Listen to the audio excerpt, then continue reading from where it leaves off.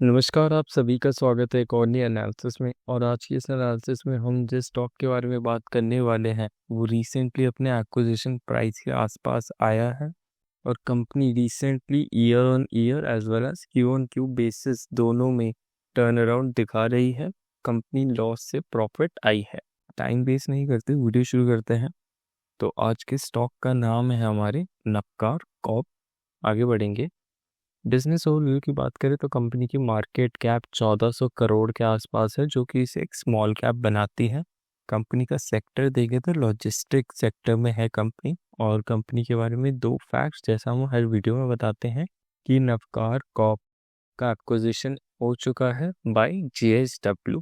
और अगर मैं और स्पेसिफिक बताऊं तो JSW इंफ्रा कंपनी ने 70% का कंट्रोलिंग स्टेक खरीदा है in an exchange of 1012 crore.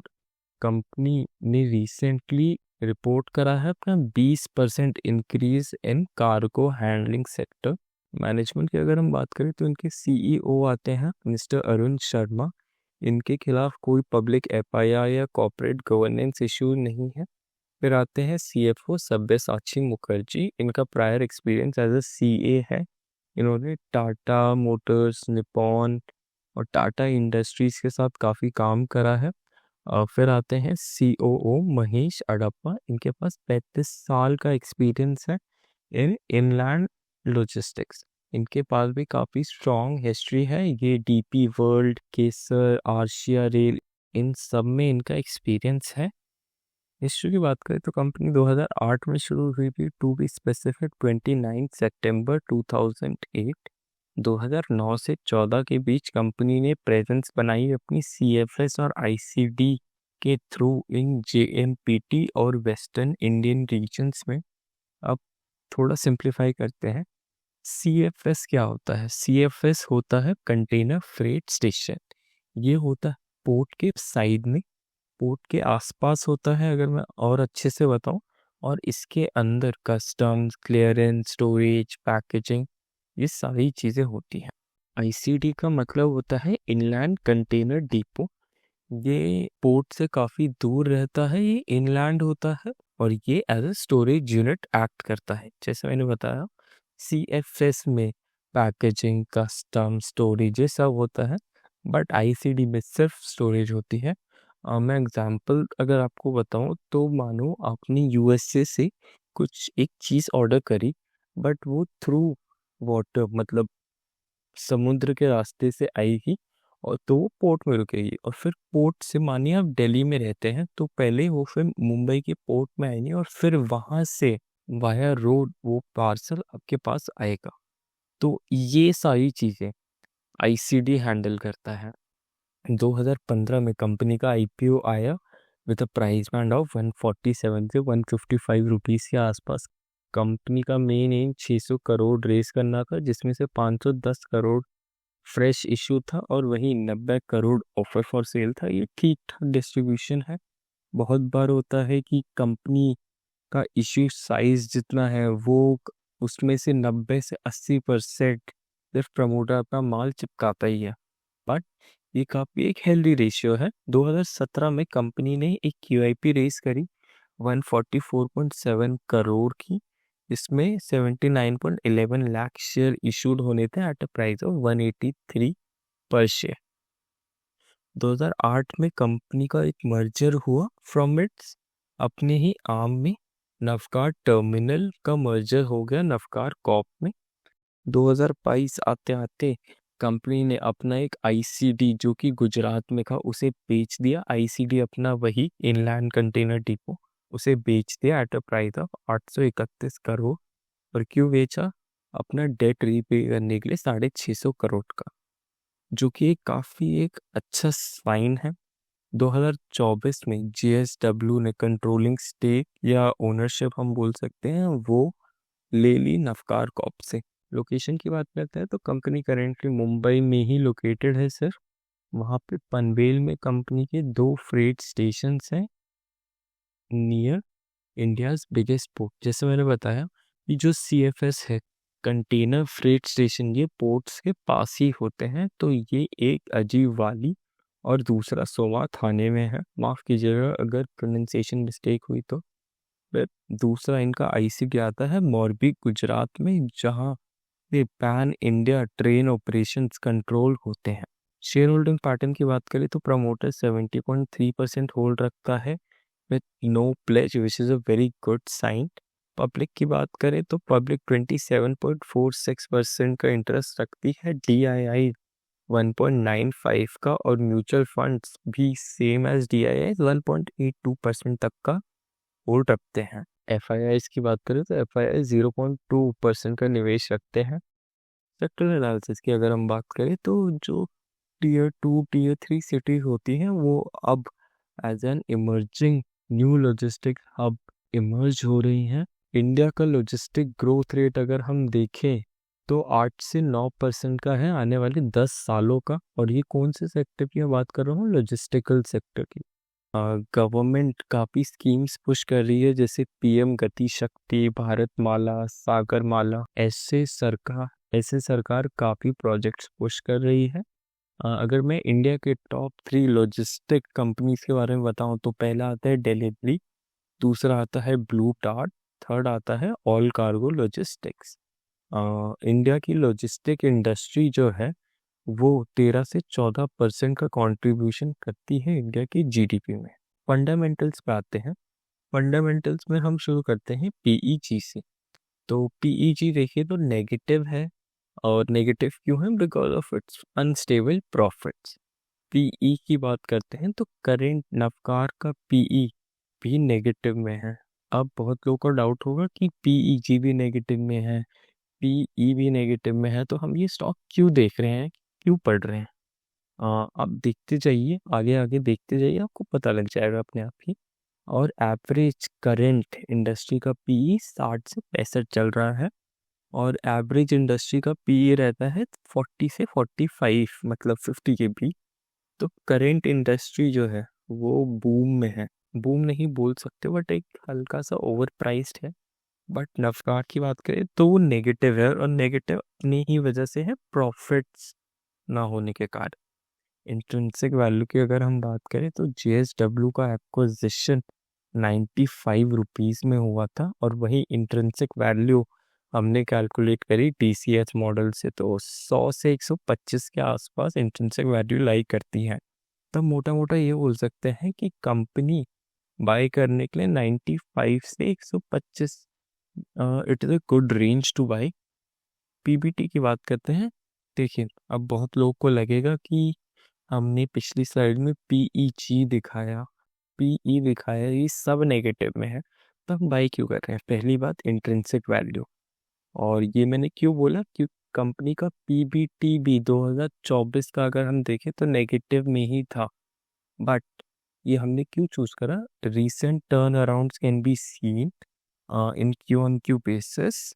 Operational improvement company काम काज कर रही है अपने ऑपरेशनल इम्प्रूवमेंट्स को सुधारने में, हायर यूटिलाइजेशन ऑफ एसेट्स। और अप टिल नाउ कंपनी ने ये एडमिट करा है, हम अंडर यूटिलाइज करते थे अपने एसेट्स को।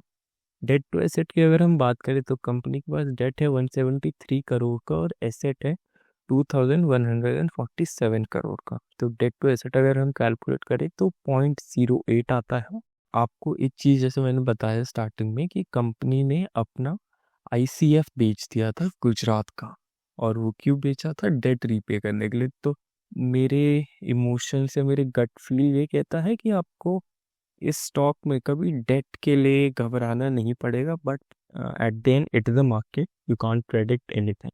कंपनी अपने डेट्स को लेके काफ़ी कंसर्न है, ये कंपनी के कॉन कॉल रिपोर्ट में हमने पढ़ी। डिस्पाइट ऑफ लो डेट होने के बावजूद कंपनी के पास प्रॉफिटेबिलिटी चैलेंज आ रहा है। ये हम इम्प्रूव होता देख सकते हैं, जैसा कंपनी ने बताया ऑपरेशनल इम्प्रूवमेंट मार्जिन्स दिख रहे हैं। कैश फ्लो की बात करते हैं तो कैश फ्लो में सबसे पहले आता है ऑपरेटिंग एक्टिविटी। ऑपरेटिंग एक्टिविटी में देखें तो 84 करोड़ मेनली कंपनी ने कैश जनरेट करा है from its core business, even if it's low profit only. Investing activity की अगर हम बात करें तो कंपनी ने 5 करोड़, कंपनी ने मेनली केपेक्स में ध्यान नहीं दिया है, मेनली कंपनी ने अपना कैश कंजर्व करने के लिए ध्यान दिया है।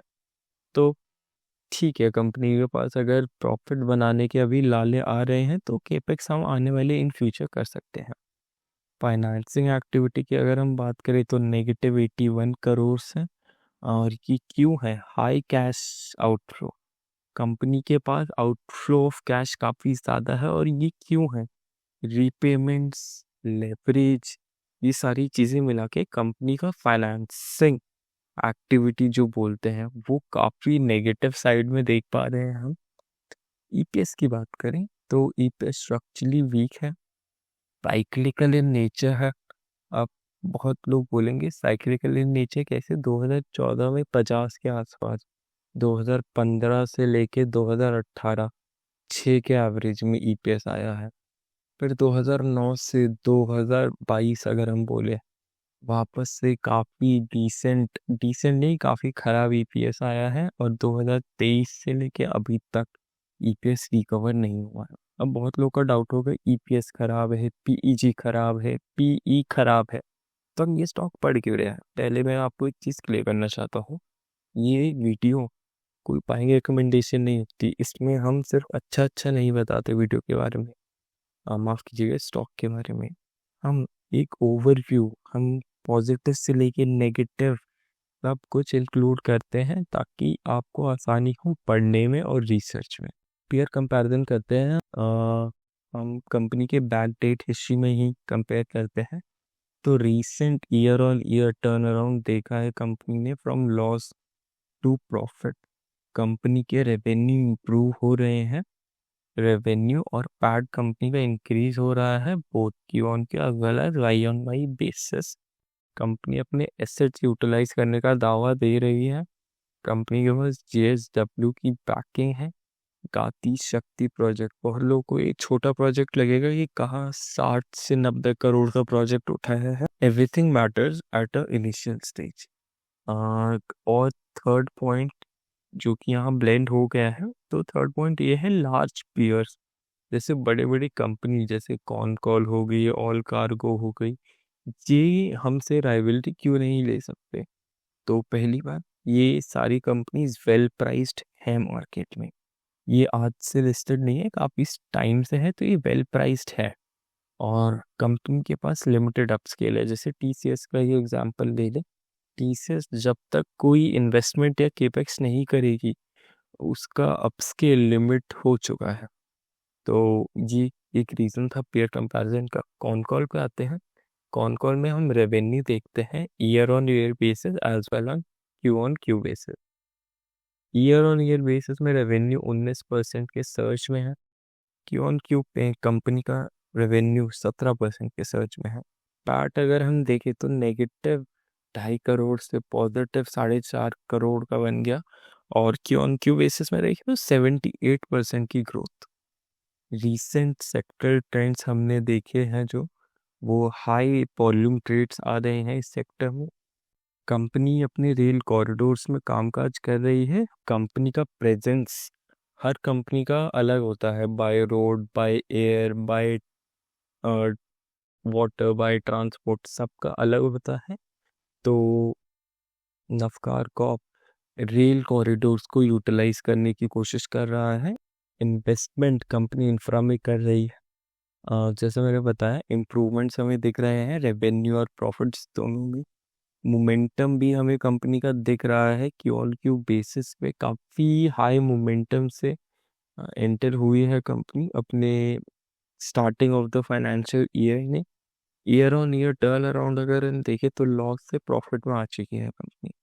63 करोड़ का गाती शक्ति प्रोजेक्ट उठाया था कंपनी ने। अब बहुत लोग को लगेगा 63 करोड़ तो बहुत कम होता है, तो मैं आपको बता दूं कंपनी का मार्केट कैप 1000 करोड़ है, इसे कुछ नहीं समझते हैं लोग आजकल। तो आप बस ये समझिए कंपनी के रिलेशंस गवर्नमेंट के साथ काफ़ी अच्छे हैं, और जीएसडब्ल्यू का एक्विजिशन 70.37 का हुआ था इन एन एक्सचेंज, जैसे मैंने स्टार्टिंग में बताया, 1012 करोड़ में। तो इसी के साथ हमारी वीडियो ख़त्म होती है। वीडियो ख़त्म होने से पहले मैं आपको एक और बार बताना चाहूँगा कि मार्केट में निवेश करने से पहले अपने वित्तीय सलाहकार की राय ज़रूर लीजिए। And thank you.